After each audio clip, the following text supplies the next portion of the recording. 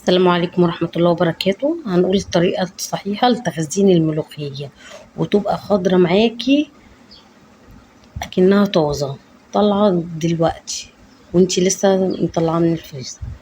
هنجيب كمية الملوخية اللي احنا عايزينها ايا كانت الكمية وهنقرطفها، وبعد كده نغسلها ونحطها في مصفى وننشفها كويس.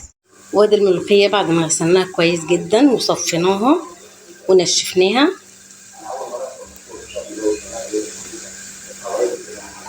هنجيب حلة ونحط فيها مية بتغلي، وهنحط فيها معلقة سكر دي للحفظ، وهنحط فيها نص معلقة بيكنج باودر أو كربونات صوديوم في المية. فايدة البيكنج باودر أو كربونات الصوديوم إن هي بتحافظ على لون الملوخية، اللون يبقى أخضر. وهنبدأ نسقط الملوخية في المية كده،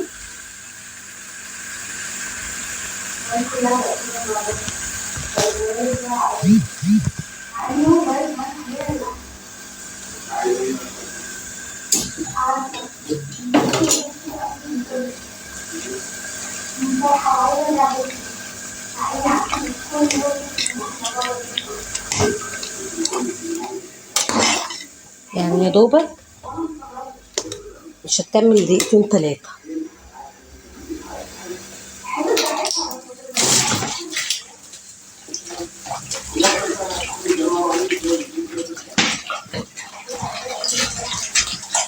ونطلعها بقى من المية اللي بتغلي على مية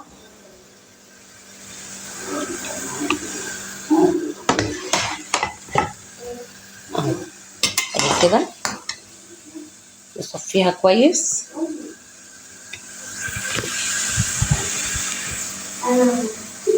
اهي، نصفيها كويس ونطلعها على مية ساقعة، مية تلج.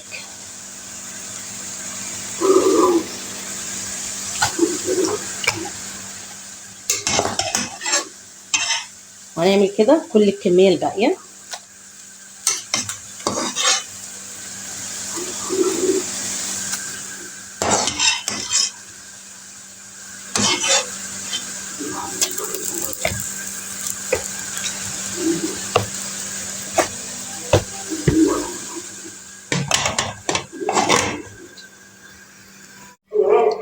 ونستمر في التقليب لحد ما الملوخية تبرد خالص، وبعد كده نطلعها نصفيها كده ونحطها في الخلاط ونضربها.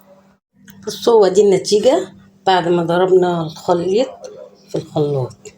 بصوا الخضار بتاعها ولا اروع من كده ولا اجمل من كده.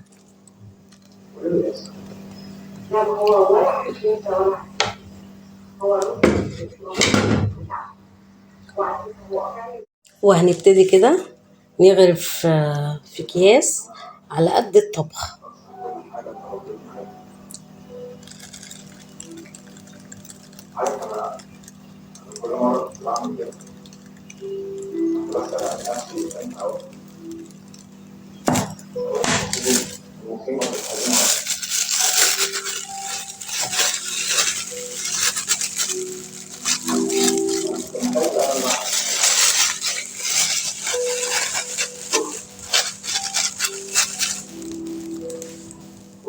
ونقفل بقى كل كيس وهوريكم الكمية. وادي كده كل الكمية بعد ما خلصناها، وبكده نضمن ان الملوخية الخضراء تبقى عندنا طول السنة. وقت ما تبقى رخيصة نجيبها ونخزنها بالطريقة دي، ووقت ما نعوزها نطلعها هتبقى اكنها لسه يعني مقطوفة دلوقتي طازة. وياريت تعملوا لنا اشتراك في القناة وتعملوا لنا لايك وشير عشان يصلكم منا كل جديد. كل سنة وانتم طيبين ومع ألف سلامة.